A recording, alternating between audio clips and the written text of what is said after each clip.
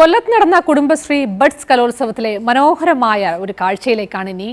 സംഘനൃത്ത വേദിയാണ് സ്ഥലം.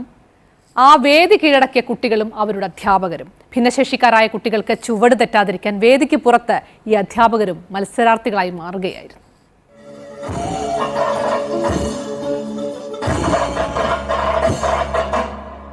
സദസ്സിനെ കയ്യിലെടുത്ത് കുട്ടികളുടെ മിന്നുന്ന പ്രകടനം. സംഘനൃത്ത വേദിയിൽ കണ്ണിമ ചിമ്മാതെ കാഴ്ചക്കാർ. പക്ഷേ നിറഞ്ഞ സദസ്സിൽ കുട്ടികളുടെ കണ്ണ് ഒരൊറ്റയിടത്തേക്കാണ്, അവരുടെ മാത്രം അധ്യാപകരിലേക്ക്.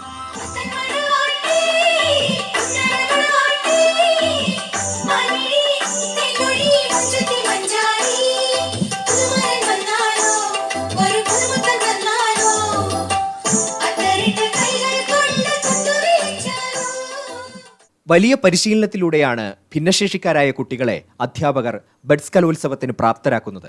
എങ്കിലും അരങ്ങിൽ ചുവട് മറക്കുന്നവരുണ്ട്. അവർക്ക് വേണ്ടിയാണ് വേദിക്ക് മുന്നിലെ ഈ കരുതൽ.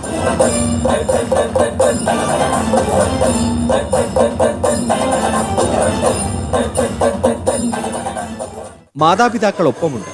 എങ്കിലും വേദി വിട്ടിറങ്ങുന്ന ഓരോ കുട്ടിയും ആദ്യം ഓടിയെത്തുന്നത് അറിവ് പകർന്ന അധ്യാപകരിലേക്കാണ്.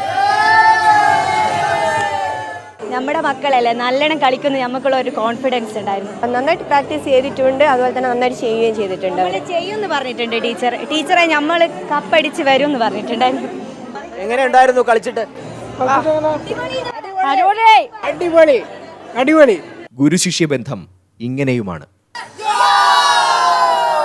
മിഥുൻ സുധാകരൻ, ഏഷ്യാനെറ്റ് ന്യൂസ്, കൊല്ലം. അധ്യാപിക പറഞ്ഞ പോലെ നമ്മുടെ മക്കളല്ലേ, അങ്ങനെ ഭിന്നശേഷിക്കാരായ കുഞ്ഞുങ്ങളെ പരിശീലിപ്പിക്കുക, അവരെ ഇത്തരം നൃത്ത ചുവടുകളൊക്കെ പരിശീലിപ്പിക്കുക എന്നുള്ള എത്രത്തോളം ശ്രമകരമാണെന്ന് നമുക്കറിയാം. അപ്പോൾ ഓരോ അധ്യാപികയുടെയും മനസ്സ് അതിൽ എത്രത്തോളം പ്രധാനപ്പെട്ടതാണ്, അല്ലെങ്കിൽ അവരുമായുള്ള ബന്ധം, കുഞ്ഞുങ്ങളുമായുള്ള ബന്ധമൊക്കെ എത്രത്തോളം ആയിരിക്കുമെന്ന് നമുക്കറിയാം.